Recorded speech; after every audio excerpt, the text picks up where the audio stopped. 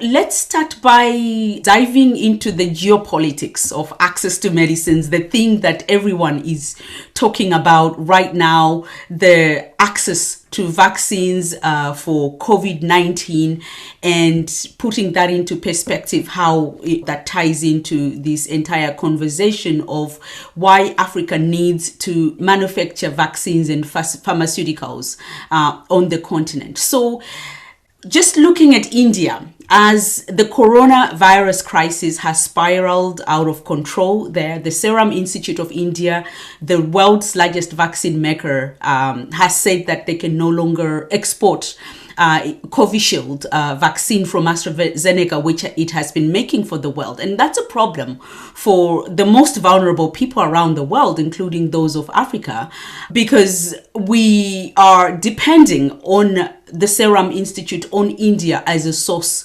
of those vaccines. And Serum Institute is particularly important because it's also supplying COVAX, which is the global mechanism that is responsible for supplying and distributing vaccines to the rest of the world. And at the moment, COVAX should have already delivered 170 million total doses, according to UNICEF, around the world. Instead, it has delivered just a fraction of that, 71 million shots to 125 countries. Most of those, 42%, are coming from the Serum Institute. 56% are from AstraZeneca. So very much depending on one country, on one manufacturer to supply vaccines to most of the world.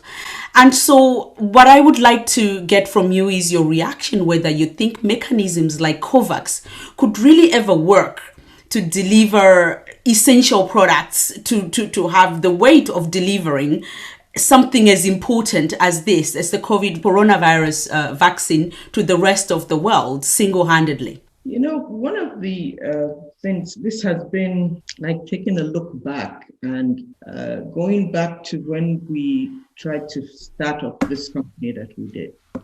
Because what is happening right now is the exact business case that we made. The business case we made for setting up a fully integrated pharmaceutical manufacturing facility in Africa was this. There was too much dependence on raw materials, on finished products from Asia. Initially, it was India, and then it was China. There was a lot of discussion. This was about the early 2000s, and I know I got into a number of arguments with my friends from the World Bank and IFC, who said that there was enough global manufacturing going on around the world, and it was not necessary for Africa to have manufacturing. One of them, in many years later, had changed his mind after he visited us in Ghana. But the argument then was that it's a global playing field. You could sit here and get on the internet and you could source your raw materials and you could source your products. And they said it wasn't necessary. Well, here we are. Exactly what we predicted could happen did happen. One of the things I did recently, we just moved back to Chicago.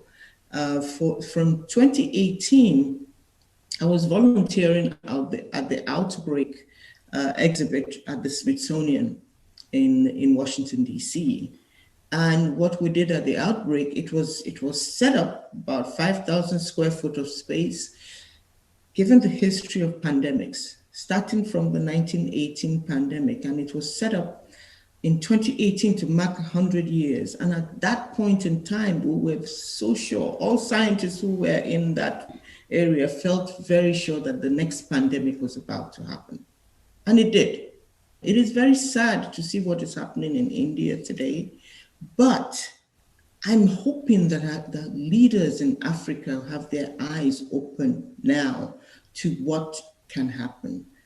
You cannot blame India for keeping whatever they need to take care of themselves when something like this happens. The same way here in the United States, where we stopped sending things out, borders were closed and all sorts of other things. It is time for Africa to sit up and say, what are our priorities? Without health, what matters? And it's the same discussion when you look into healthcare, building of hospitals.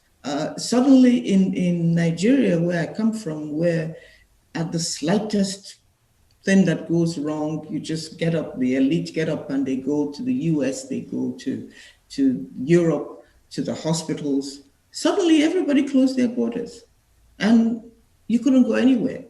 And so they had to make do with the hospitals that we have there.